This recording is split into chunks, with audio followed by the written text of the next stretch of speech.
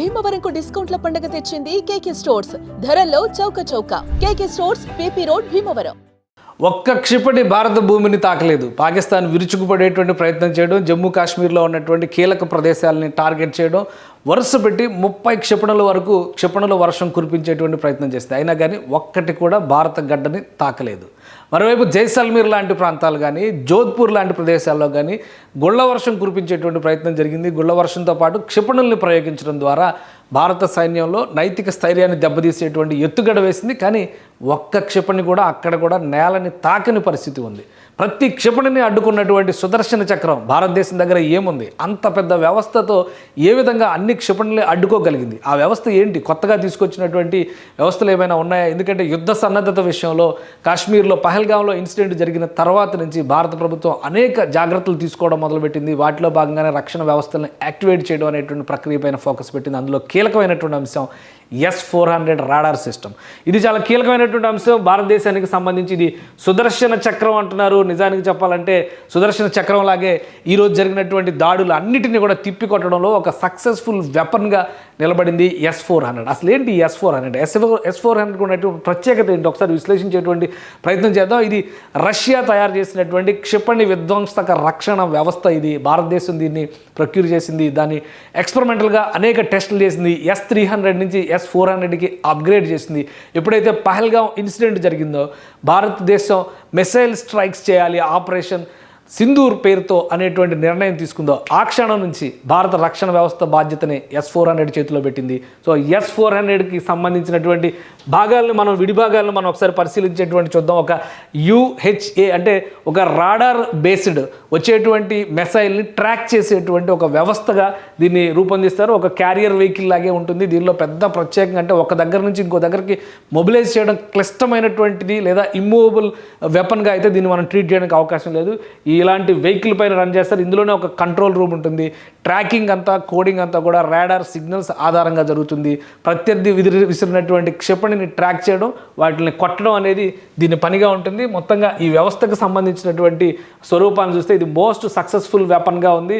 Russia develop చేసినటువంటి వ్యవస్థ ఇది. గతంలో అంటే 20 సంవత్సరాల క్రితమే రష్యా దీనిపైన అనేక రకాల ప్రయోగాలు చేసింది. దానికి సంబంధించినటువంటి వివరాలు కూడా మీకు నెట్లో క్లియర్గా కనిపిస్తే S-400 క్షిపణి రక్షణ వ్యవస్థగా దీన్ని చెప్తారు. S-300, S-200 సిరీస్ నుంచి స్టార్ట్ అయింది. 2007లో ఇది పూర్తి స్థాయి అప్గ్రేడెడ్ వెర్షన్గా మారింది. దీనికి S-500ను కూడా తయారు చేసి దాన్ని అప్గ్రేడ్ చేస్తూ రష్యన్ మిలిటరీ దీన్ని ఎక్స్పెరిమెంటల్గా ఉపయోగిస్తుంది. ఇప్పుడు రష్యాలో జరుగుతున్నటువంటి ఉక్రెయిన్ యుద్ధానికి కూడా ఇది ఒక కీలకమైనటువంటి రక్షణ వ్యవస్థగా పనిచేస్తుంది. సో మొత్తం మీద ఈ రక్షణ వ్యవస్థని భారతదేశం అమలు చేసిన తర్వాత ఒక అన్స్టాపబుల్ ఆర్మీగా మారిపోయింది. భారత గడ్డపైన పడేటువంటి ప్రతి క్షిపణిని అడ్డుకోవడంలో, ముఖ్యంగా బ్యాలిస్టిక్ మిసైల్స్ని ప్రయోగించేటువంటి విషయంలో. బ్యాలిస్టిక్ మిసైల్స్ అంటే ఇంటర్ కాంటినెంటల్ మిసైల్స్ కూడా ఉండొచ్చు. ఖండాంతర క్షిపణులు అని చెప్పి మనం తెలుగులో అంటాం. సుదూర లక్ష్యాలను ఛేదించేందుకు 1000 కిలోమీటర్లు, 800 కిలోమీటర్ల నుంచి 2000 కిలోమీటర్ల రేంజ్ ఉన్నటువంటి వాటిని వేసేటువంటి అవకాశం కూడా ఉంటుంది. సో అలాంటి లక్ష్యాలను కూడా ఛేదించేటువంటి కెపాసిటీతో ఇది 120 కిలోమీటర్ల నుంచి 400 కిలోమీటర్ల పరిధి వరకు ఉన్నటువంటి క్షిపణులు చాలా సులువుగా ఛేదించగలదు. S-500 లాంటివి అయితే ఖండాంతర క్షిపణులు కూడా ఛేదించేటువంటి అవకాశం ఉంటుందని రష్యా ఆర్మీ చెబుతుంది. అయితే ప్రస్తుతం S-400 మన దగ్గర అందుబాటులో ఉంది. ముఖ్యంగా నార్త్ వెస్ట్రన్ బార్డర్ మొత్తం కూడా వీటిని మోహరించింది భారత సైన్యం. దీని ఆధారంగానే పాకిస్తాన్ పేలుస్తున్నటువంటి క్షిపణుల్ని అడ్డగిస్తుంది. ఇది S-400లో ఉపయోగించేటువంటి క్షిపణి 48N6E3 అని చెప్పని అంటారు. దీని స్వరూపం చూస్తే మనకు అర్థమవుతుంది.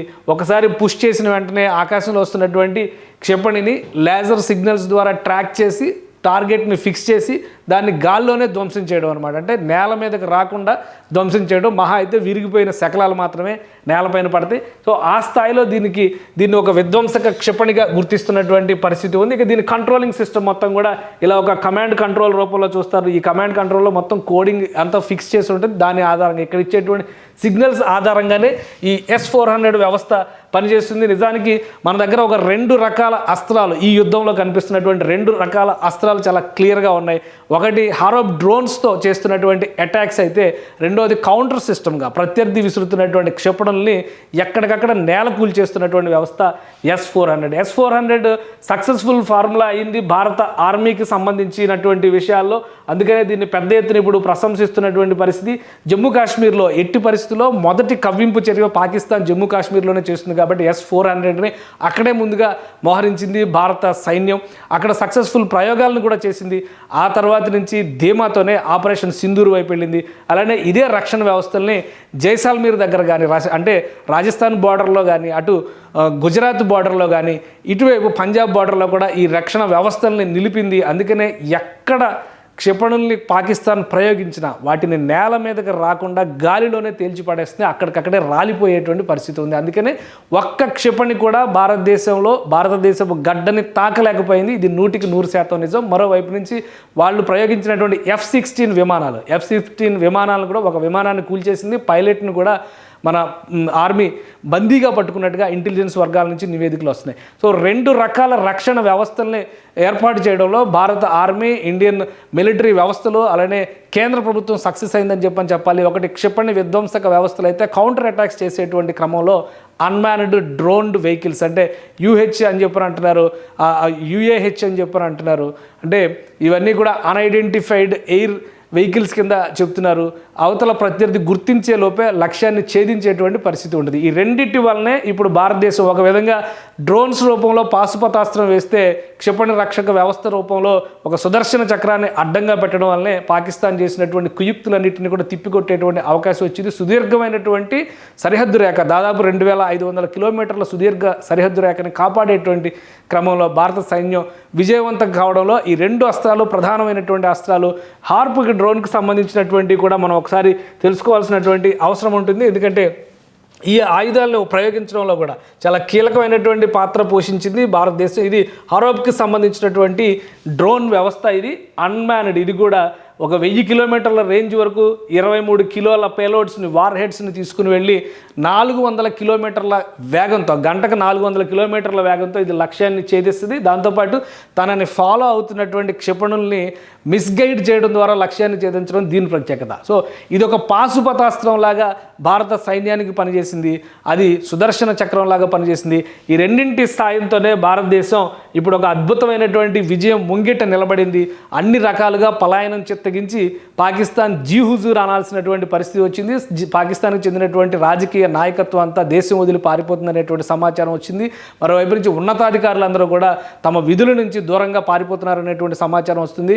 ఉక్కిరి బిక్కిరి అయ్యే విధంగా INS విరాట్ కరాచీ పైన చేసినటువంటి భీకరమైనటువంటి పోరు, మరోవైపు యుద్ధ విమానాలతో జరిపినటువంటి గస్తీ, ఇటువైపు నుంచి చూస్తే క్షిపణి విధ్వంసక రక్షణ వ్యవస్థలతో భారతదేశం చేసినటువంటి మంత్రాంగం, మరోవైపు నుంచి జాతీయ స్థాయిలో, అంతర్జాతీయ స్థాయిలో, ప్రధానంగా జాతీయ స్థాయిలో హై అలర్ట్ని తీసుకొచ్చారు. అంతర్జాతీయ స్థాయిలో దౌత్యపరమైనటువంటి సమాలోచనలు జరపడంలో అన్ని విధాలుగా కూడా పాకిస్తాన్ని అష్టదిగ్బంధనం చేసింది. ఇక మీదట పాకిస్తాన్ గడ్డ మీద నుంచి సీమాంతర ఉగ్రవాదం అనేటువంటి మాట వినకుండా ఈ సుదర్శన చక్రాన్ని, ఆ పాశుపతాస్త్రాన్ని ప్రయోగించడంలో భారతదేశం సక్సెస్ అయిందని చెప్పని భావించవచ్చు. సుమన్ టీవీలో మీ పర్సనల్ అండ్ బిజినెస్ ప్రమోషన్స్ కోసం కింది నెంబర్కి కాంటాక్ట్ చేయండి.